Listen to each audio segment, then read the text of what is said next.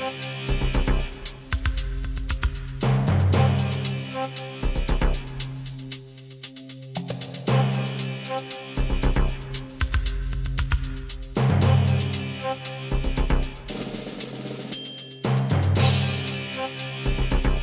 des sièges dans le Nord Kivu et en Ituri. Plus de 2 ans après, ça fait débat. Faut-il maintenir ou tout simplement lever cette mesure? Le processus électoral en RDC, messieurs et dames, nous allons essayer de passer en revue les questions de l'heure au pays de Félix Tshisekedi Tshilombo. Vous ne vous n'êtes pas trompé, vous êtes bel et bien branchés sur Enjeu. Bienvenue à tous et à toutes. Nos traditions, la peau dure, on l'a toujours dit, et nous ne sommes pas encore prêts de nous séparer avec elle. Place à présent à Echiomo, c'est la célèbre rubrique qui nous fait découvrir notre invité du jour.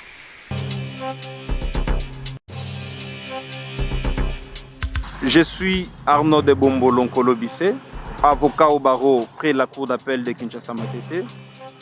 J'ai été président territorial du Forum des jeunes de Mbandaka, FJM en sigle.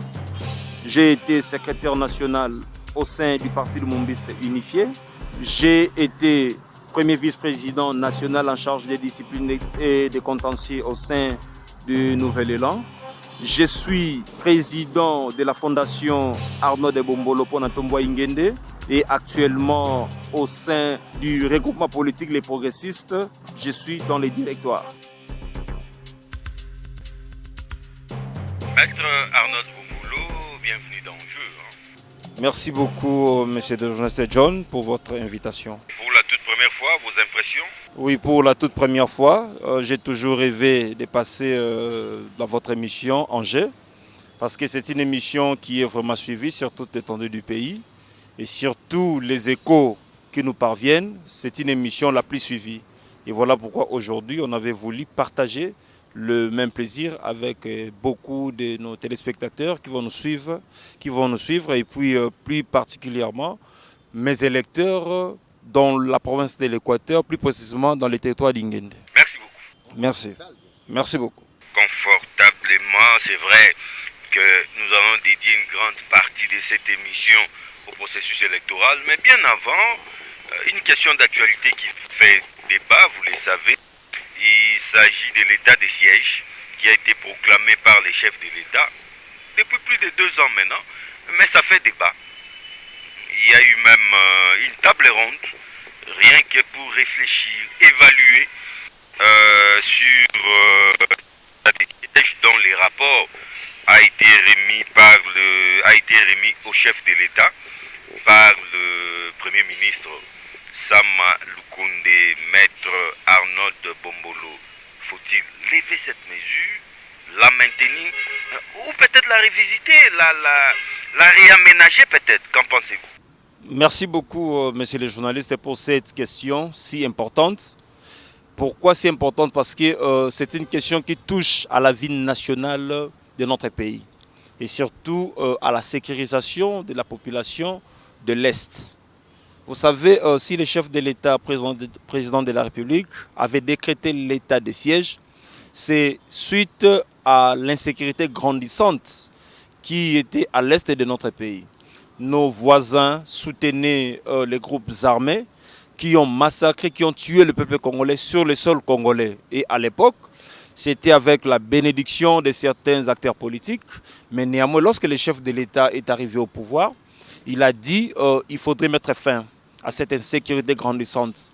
Alors il fallait prendre des mesures. La première mesure qu'il avait prise, c'était de décréter l'état des sièges. En fait, l'état des sièges, c'est une circonstance par laquelle les pouvoirs exécutifs prennent des décisions pour restreindre certaines libertés fondamentales suite à l'insécurité et rétablir l'ordre public s'il a été troublé. Tel est le cas à l'est de notre pays.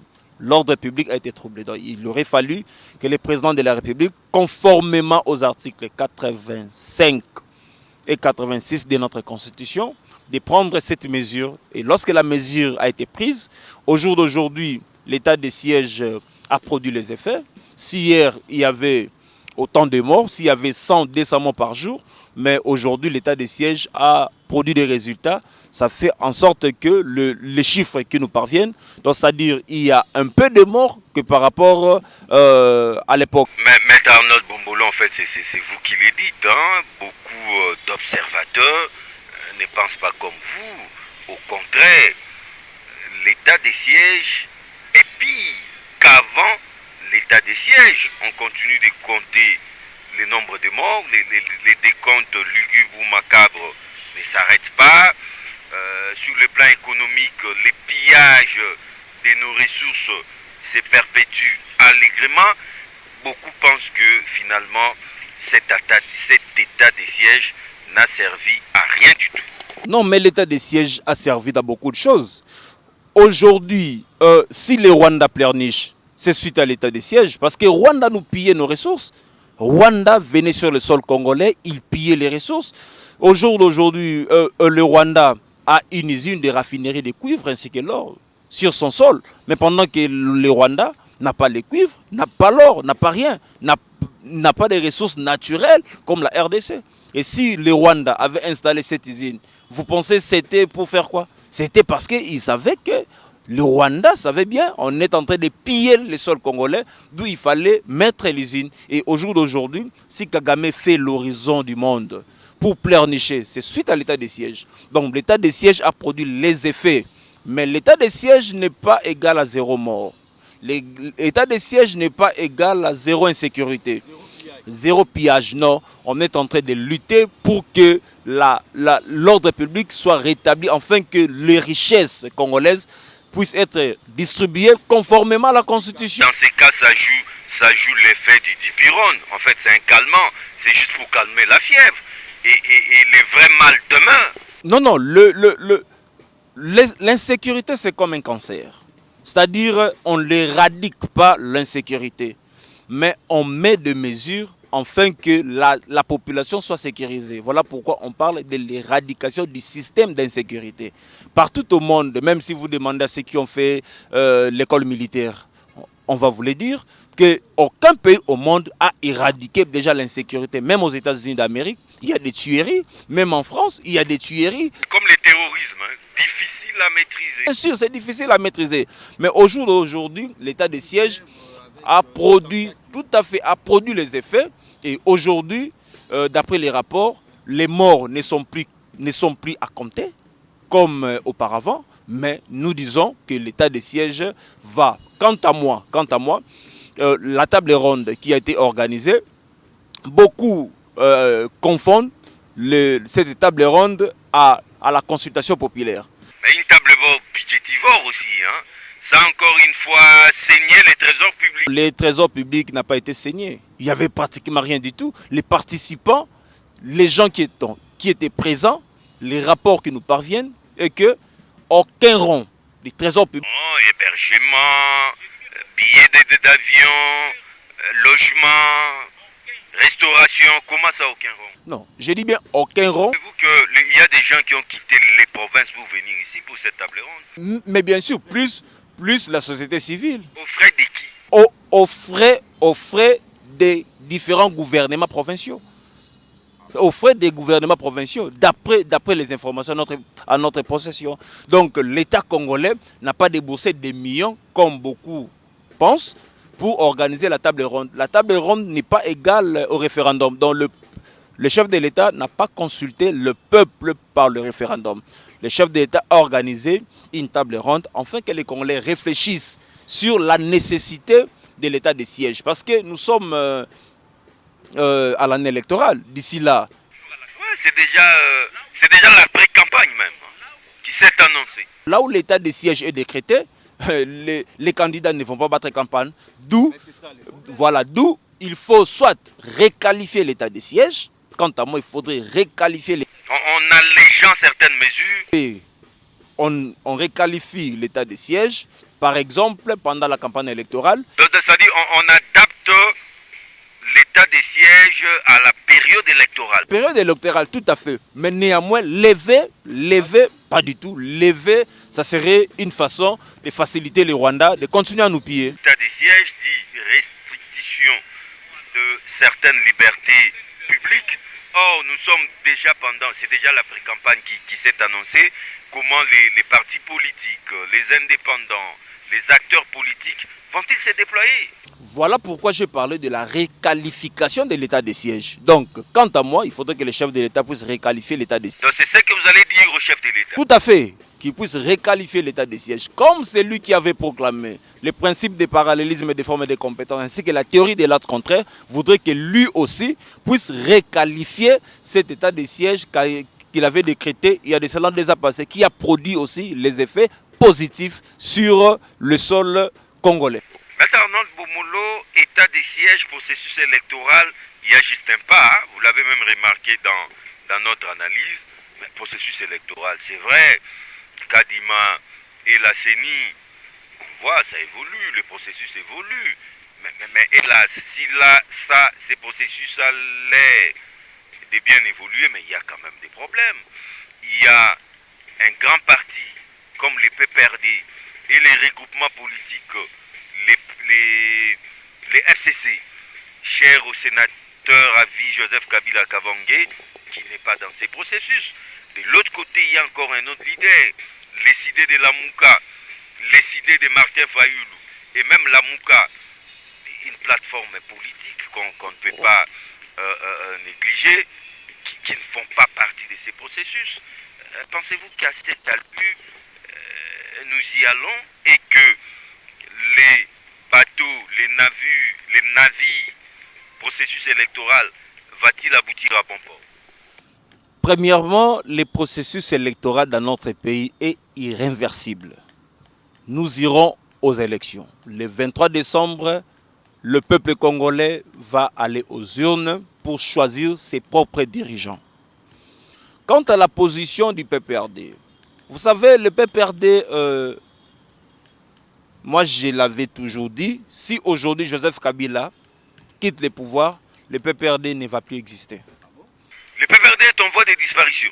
Le PPRD ne va plus jamais participer au processus électoral. Je l'avais dit. Pourquoi? Parce qu'à chaque cycle électoral, le PPRD nous a fait assister au travers ces structures d'hier, parce que je ne comprends pas comment le PPRD qui a dirigé le pays pendant longtemps puisse dire aujourd'hui que la CENI de Kadima, pendant qu'hier, les revendications de l'opposition de l'époque, dont le chef... Non, mais la personne du président incarne l'institution.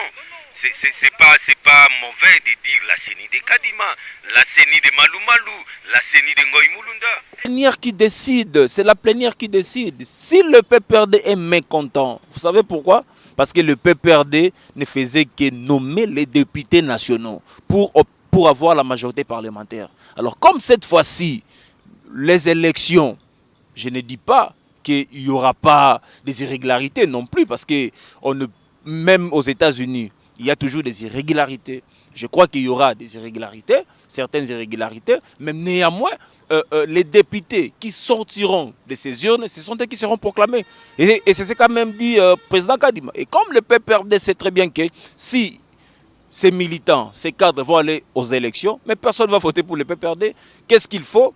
Il faut se retirer du processus électoral pour ne pas subir la honte, pour ne pas subir la sanction populaire. Et voilà, tout à fait, le PPRD a fui les élections, parce que je ne vois pas la revendication du PPRD. Non, où la revendication est claire, il faut revisiter ces bureaux, les bureaux de la CENI. Dans ces bureaux, il n'y a pas les représentants de l'opposition, il n'y a pas les représentants du PPRD. Il faudra revoir aussi la composition de la Cour constitutionnelle, parce que ce sont ces deux institutions qui sont en réalité les moteurs même du processus électoral. Voilà pourquoi je disais, moi je comprends le PPRD, les mécontentements du PPRD, c'est-à-dire ils n'ont plus la main sur les institutions de l'État. Parce que le PPRD... Ils n'ont aucun contrôle. Nous a habitués à assister à une tricherie électorale grandissante. D'où qu'est-ce qu'il faut? Comme cette fois-ci, ils n'ont pas la même mise sur la CENI, sur la Cour constitutionnelle, il faut se retirer du processus parce que le PPRD va subir une sanction populaire. Et voilà pourquoi ils se sont retirés. Donc pour moi, c'est une fuite en avance. Que le PPRD a fui le processus électoral.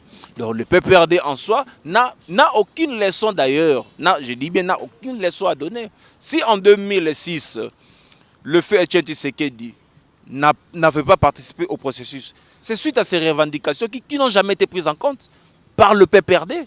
L'histoire se répète. Tout à fait, l'histoire se répète. Maintenant, cette fois-ci, il y a la différence. La différence, pourquoi? Parce que l'actuel chef de l'État a la volonté de démocratiser le pays. Et voilà pourquoi il a toujours demandé à la CENI, il a toujours dit il y aura élection, on doit se préparer pour gagner. Alors pour gagner, il faut convaincre la population. Il ne faut pas attendre la CENI ainsi que la Cour constitutionnelle. Lorsque le PPRD parle du changement du bureau de la Cour constitutionnelle, avec comme alibi que l'opposition n'a pas ses représentants. Mais Didier Manara. Non, Didier Manara a été radié du PPRD. Ça tout le monde le sait.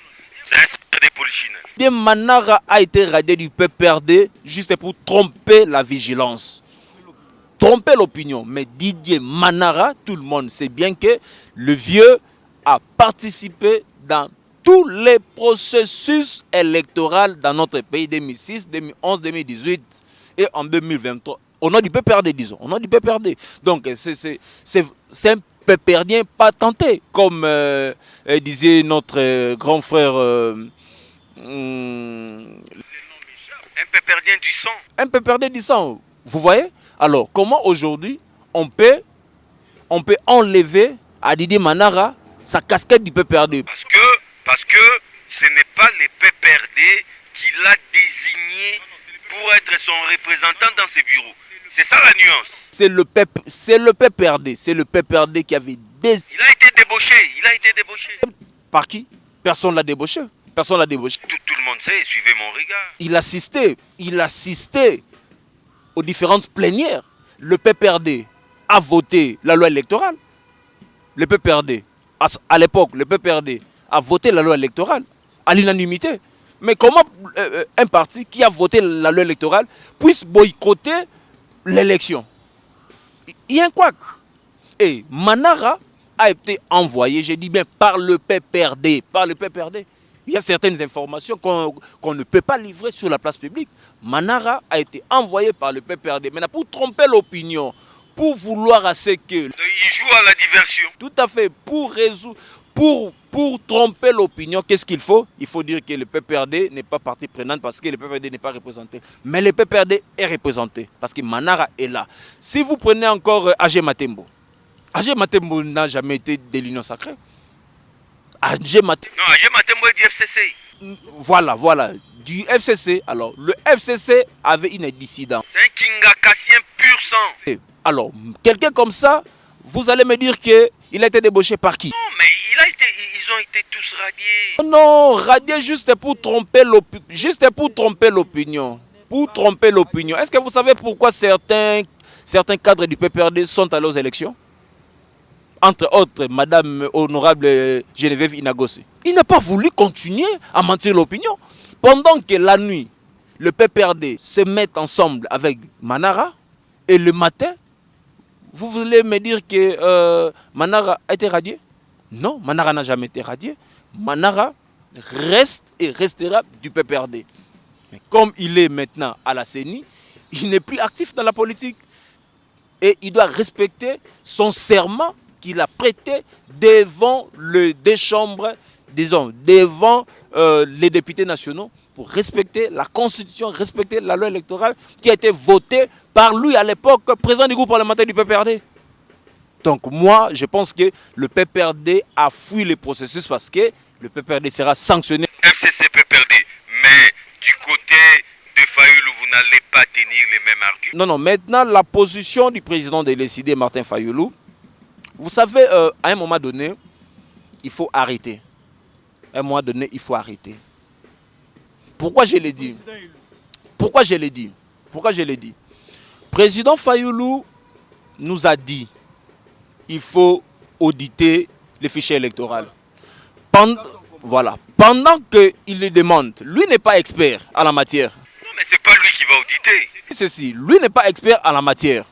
Si aujourd'hui, on lui présentait le fichier électoral en question, est-ce que lui saura si ses revendications seront nobles ou pas? Non, là on ne se comprend pas. C'est pas lui qui va auditer. J'ai dit ceci parce que Lui il demande une sorte de contre-expertise qui est un autre audit. non, lui ne demande pas le contre-expertise. Président Fayoulou demande l'audit du fichier électoral. Mais oui, mais c'est pas lui qui va le faire. Voilà, comme ce n'est pas lui qui va le faire, mais il fallait qu'il vienne avec un projet, avec des experts, et il présente au bureau de la CENI. Non, il l'a dit. La Senco et nos amis protestants peuvent déléguer, choisir des experts pour le faire. Tout à fait. Est-ce que cela relève de la compétence de la CENI? Il faudrait d'abord commencer à saisir l'Assemblée nationale. Parce que la loi a été déjà votée. La loi sur la répartition des sièges a été votée où? À l'Assemblée nationale. Ce n'est pas à la CENI. Sur base de quoi? C'était sur base des nombres d'enrôlés que la CENI avait produit à l'Assemblée nationale. Maintenant, il y a cette loi. Comment maintenant faire le contre-expertise pendant déjà qu'il y a une loi? Donc, s'il faut faire contre-expertise, C'est une sorte de retour à la case départ.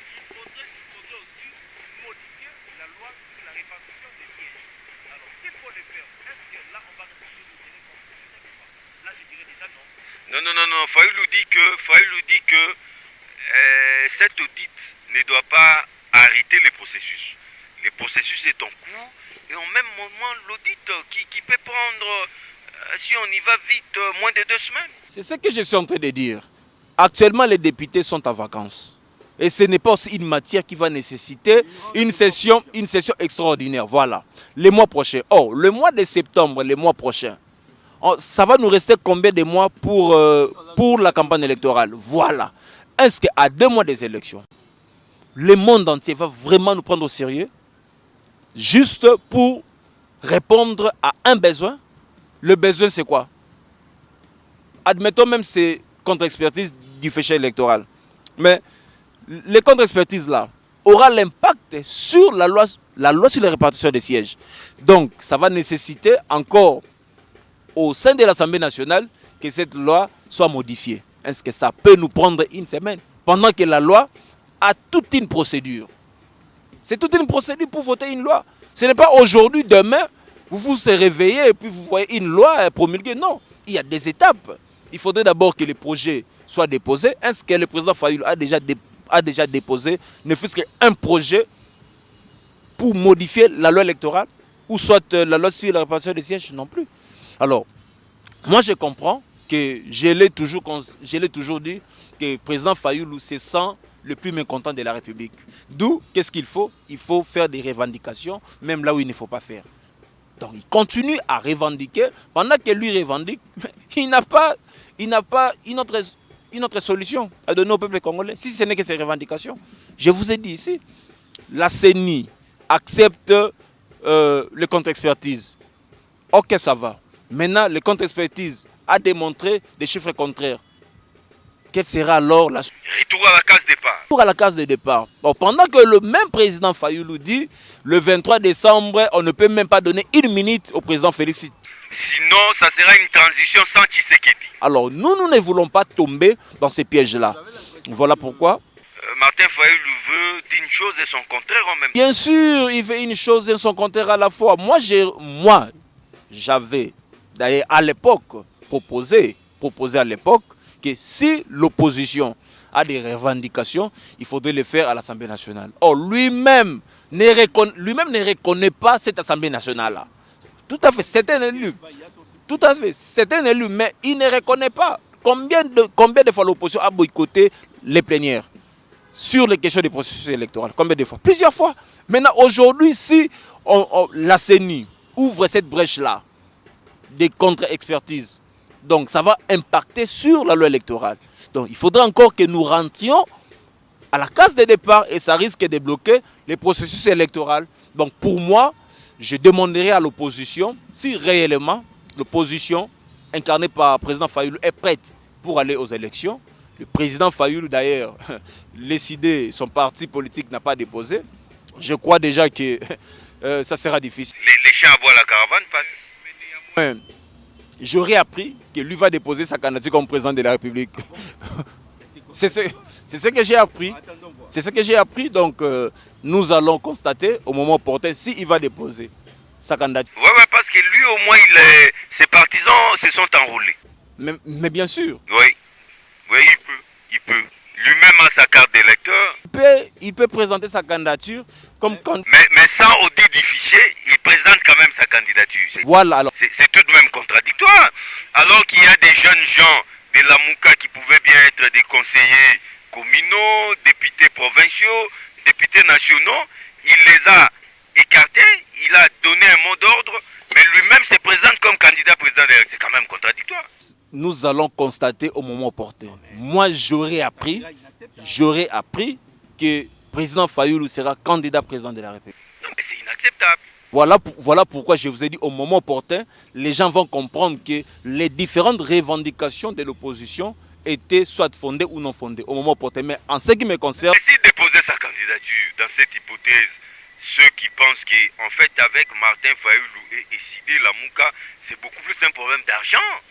C'est-à-dire qu'il n'avait pas d'argent parce que les élections, c'est aussi une question d'argent. C'est pourquoi il n'a pas déposé sa candidature. Au cas où il déposait sa candidature à la magistrature suprême. Mais tout à fait. Parce que j'étais avec un haut cadre de l'ECID. C'est lui qui vous l'a dit. Qui me dit, en tout cas, on ne comprend pas que le président Fayoulou a déjà son certificat de nationalité. Il se prépare. Il a sa carte d'électeur.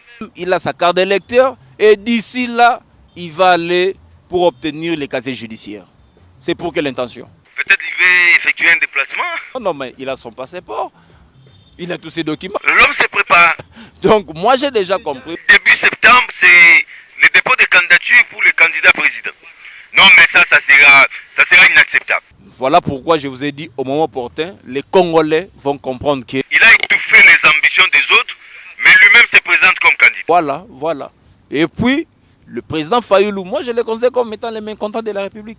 Les frustrés de la République. Tout à fait. Il a toujours réclamé la vérité des urnes, et à un moment donné, il avait même changé les combats. Voilà pourquoi, à l'époque de Bemba, de Katumbi, avait quitté la Mouka. Parce qu'il fallait réqualifier les combats, mais le combat n'a pas été réqualifié comme il s'était dit, et puis chacun fait son chemin. Voilà pourquoi aujourd'hui, Bemba se retrouve aux institutions et prêt d'aller aux élections, à tous les niveaux. Maître Arnaud Bombolo, le processus étant irréversible, nous l'avons dit, Maître Arnaud Bombolo, candidat député national à Ingende, nous sommes dans la province de l'Équateur. Comment vont les choses dans votre circonscription? D'abord, sur cette question-là, je suis trop à l'aise parce que je préparais ma base il y a de cela plus de 5 ans. Je ne suis pas quelqu'un qui s'est improvisé. C'est une candidature bien... Vous êtes tombé comme un cheveu dans la soupe? Non, c'est une candidature... C'est une candidature ramassée pour obtenir les seuils. C'est une candidature bien préparée. Pourquoi? Parce que j'ai des actions sociales sur terrain, dans le territoire d'Ingende. Je suis au moins le tout premier acteur politique du territoire de doter l'hôpital général de référence d'Ingende des mousses pour les malades. L'hôpital n'avait pas de lit. Les paisibles citoyens dormaient sur le sol. Et les Ingendiens n'avaient pas de lit. Non plus. Et quand je suis allé à Ingende, une visite politique, j'avais vu l'état de cet hôpital, j'ai vu l'état de malades, j'ai vu comment les gens sont accueillis. Je m'étais décidé de soutenir la population. Et c'est ce qui a été fait. Je suis le tout premier acteur politique de mettre sur pied des équipes avec des équipements dans chaque village. Dans chaque village, vous allez voir les varaises, ballons, tout. Et je vais aussi aller pour donner des licences aux joueurs d'Ingende. Donc ce n'est pas une candidature improvisée, c'était une candidature préparée. Et voilà pourquoi, à Ingende, je suis appelé le cheval blanc. Lorsque j'arrive, tout à fait, lorsque j'arrive à Ingende, la manière dont je suis accueilli par la population, ça me donnait même de la peine. Mais cela ne fait pas de vous un député, hein? Détrompez-vous. Non, non, je ne dis pas que cela me fait un député. Il faut transformer cela en voix. Voilà pourquoi j'ai déposé ma candidature. Et lorsque j'ai déposé ma candidature, j'ai même dit à la population, vous n'allez pas voir l'un des membres de ma famille comme étant mes suppléants. Mon tout premier suppléant, parce que le territoire d'Ingende a 3 secteurs. Nous avons Bokatola, Eungu ainsi que Douali. Moi-même, je suis du secteur de Douali. Mon tout premier suppléant est de Eungu, qui est d'ailleurs loin du centre du territoire. Mais ceux qui ont des suppléants comme membres de la famille n'ont pas non plus violé la loi. Hein? Ils n'ont pas violé la loi. L'immoral, c'est l'immoral. Mais là, c'est autre chose. C'est pas illégal. Ça peut être immoral, mais c'est pas illégal. C'est légal, mais c'est immoral. Pourquoi c'est immoral? Vous avez des militants avec qui vous luttez ensemble. Et ce sont ces militants-là qui ont implanté d'ailleurs le parti dans plusieurs circonscriptions. Pourquoi toi, leader, président d'un parti politique, vous êtes candidat et vous placez votre fils, votre fille, votre femme, votre neveu, votre oncle, belle-mère comme étant vos suppléants? Pourquoi? Donc là, c'est une façon au moins de méconnaître même les combats de vos militants. Et moi, dans un tel parti politique, je vais quitter. Je ne peux jamais accepter qu'un membre de la famille, de qui que ce soit... Non, mais Maître Arnaud Bombolo, si les membres des familles est aussi actif dans ces partis, il est dans les partis, il est militant, il est compétent, pourquoi pas? Mais pourquoi pas les placer comme étant candidat? Parce qu'il a implanté le parti. Il faut qu'il soit candidat. Voilà leur stratégie. Papa député, son fils premier suppléant, papa va se battre pour aller au gouvernement. Ou être mandataire. Soit être mandataire et laisser les sièges soit à sa fille ou à son fils. Donc c'est juste une façon que l'argent tourne au sein de la famille et non au sein du parti. C'est ça maintenant l'idée.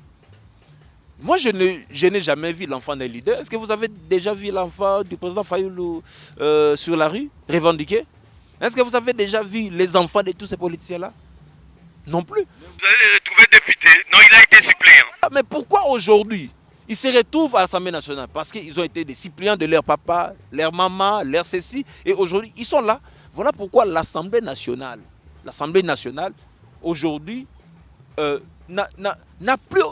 plus de députés au vrai sens du mot. Pourquoi? Parce qu'un suppléant, d'abord enfant, qui ne comprend rien du système politique, quant à lui, un député là que pour voter, qui sont pour... Peut-être pour acclamer.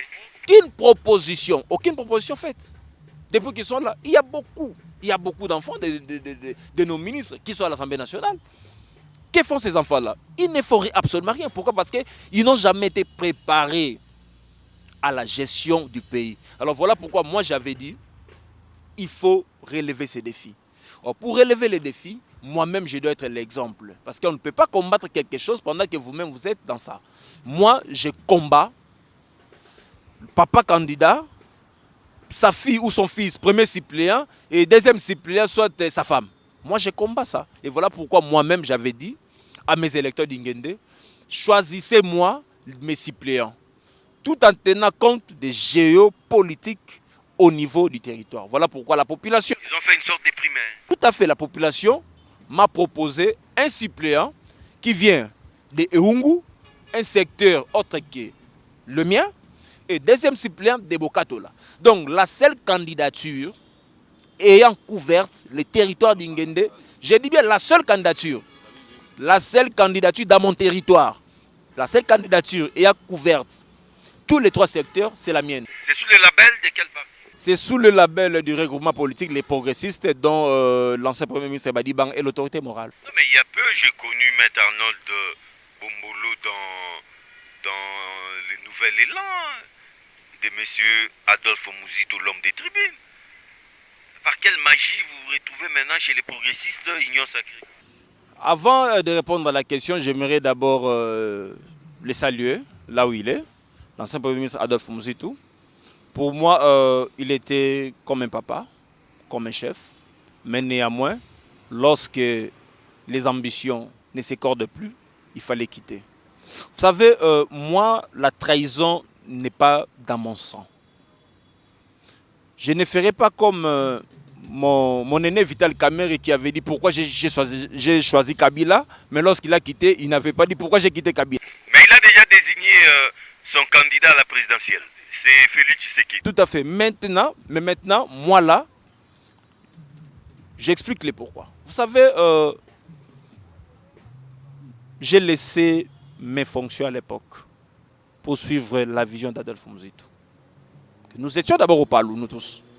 Moi, je n'ai pas commencé la politique aujourd'hui. J'ai commencé ma politique en 2002, à Mbandaka.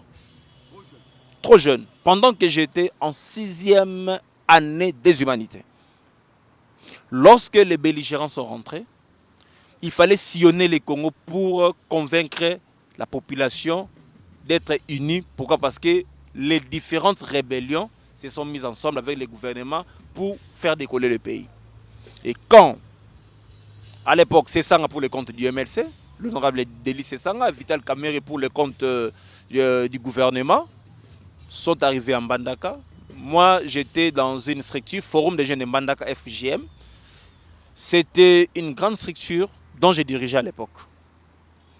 Et c'est sur ça que la Fondation Hirondelle, qui accompagnait les belligérants, m'ont trouvé et on a fait route ensemble. Donc je suis même parmi ceux qui ont battu campagne pour cette constitution-là. Dans la province de l'Équateur à l'époque, aujourd'hui subdivisée en 5. Donc j'étais le point focal de la Fondation Hirondelle à l'Équateur. J'ai été payé, j'ai été logé. Donc j'ai fait tout ce que je faisais avec l'argent de cette fondation-là. C'était en 2002. Je me suis dit, il faudrait que je fasse la politique. Il fallait maintenant adhérer dans un parti politique. J'ai adhéré les Palou. Le parti Lumumba c'était unifié. Donc c'est au sein du Palou que moi j'ai connu Adolphe Mouzito.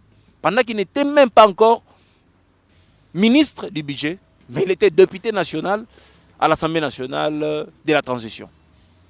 De 2003 en 2006. C'est là que moi j'ai découvert Adolphe Mouzito. Vous voyez? Alors, on a fait un parcours politique au sein du Palou. Malgré, moi je suis toujours quelqu'un qui revendique lorsqu'il faut revendiquer. Et au sein du Palou, j'ai été même nommé bourgmestre adjoint à Lemba, que j'avais renoncé à mon mandat, juste pour suivre la vision d'Adolphe Mouzito. Donc je suis quelqu'un qui a des convictions et lorsque je suis convaincu de quelqu'un, je le soutiens. Mais après avoir passé tout mon temps dans un combat, je vois un beau matin un monsieur qui est toujours derrière des petits intérêts, sans carrière politique, sans expérience politique, ne voulait pas de ma candidature. Avant que ma candidature passe, il faut que je lui demande pardon. Vous avez eu un contentieux avec lui? Non, vous savez, vous êtes dans un parti politique, les idées, comme on dit, les chocs d'idées jaillissent la lumière, mais néanmoins, il y avait certaines personnes qui ne voulaient pas les idées et voulaient les applaudissements. Or, moi, je ne suis pas quelqu'un qui applaudit. Je suis quelqu'un qui donne des idées. Et si mes idées ne sont pas prises en compte, il faudrait que cela soit d'abord débattu.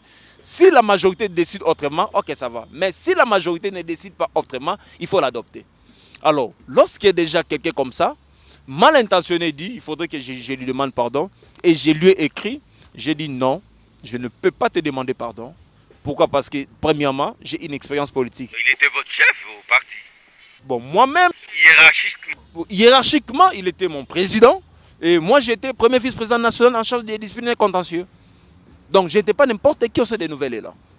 Mais néanmoins, quand j'ai vu mes ambitions veulent être étouffées par quelqu'un qui n'a pas une expérience politique, sa première expérience, c'est de se retrouver soit au sein de Nouvel Élan. J'avais dit, tant mieux de quitter. Et j'ai quitté, j'ai écrit ma démission. Moi-même, j'ai écrit ma démission. Je suis allé déposer, on m'a accusé réception, j'ai quitté. Après avoir quitté, je suis allé maintenant toquer les différentes portes politiques et l'ancien Premier ministre Sami Badibanga m'a accepté. Et comme déjà il connaissait mes ambitions, il connaissait déjà mes actions sur terrain, il a accepté que je sois son candidat. Et voilà pourquoi je suis au sein de l'Union sacrée. Donc c'est par conviction, c'est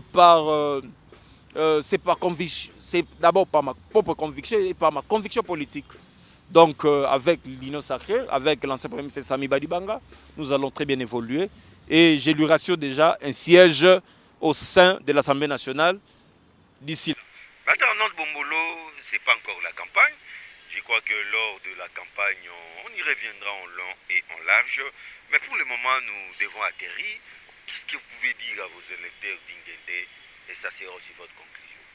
Chers jeunes, chère population de mon territoire d'Inguindé, vous savez très bien l'état à laquelle se trouve notre territoire. Premièrement, la route Mbandaka-Inguindé est dans un état de délabrement très avancé. En 2018, on avait élu un député, au lieu de défendre sa population, il n'a pas su vous défendre. Il était à l'Assemblée nationale juste pour applaudir. Vous connaissez l'état de nos hôpitaux. L'hôpital général de référence d'Inguindé, l'hôpital de Lotumbe. Vous connaissez l'état de cet hôpital. Dans un état de délabrement très avancé. Le secteur de Eungum n'a pas même un centre de santé. Ce qui me fait mal. Notre territoire n'a pas de stade, n'a même pas un terrain bien clôturé. Mais néanmoins, vous connaissez ce que moi je fais pour vous. Je vous demanderai, au moment opportun, de porter votre choix sur ma modeste personne pour que notre territoire soit effectivement représenté à l'Assemblée nationale. Et il y aura un changement social dans notre territoire. Et surtout aussi au niveau de la province. Parce que j'ai mes ambitions politiques que demain, je vais aussi les exprimer. Merci beaucoup. Maître Arnaud Bombolo, l'ego est lancé, le ton aussi est lancé. C'était un plaisir de vous recevoir dans Angers. Je suis convaincu que très bientôt on va encore vous retrouver. Merci beaucoup, cher John, pour votre invitation et surtout de partager ces plateaux si prestigieux, cette émission prestigieuse qui sera d'ailleurs suivie par des milliers de Congolais. Merci beaucoup, mais pour le moment, on s'est dit au revoir. Merci.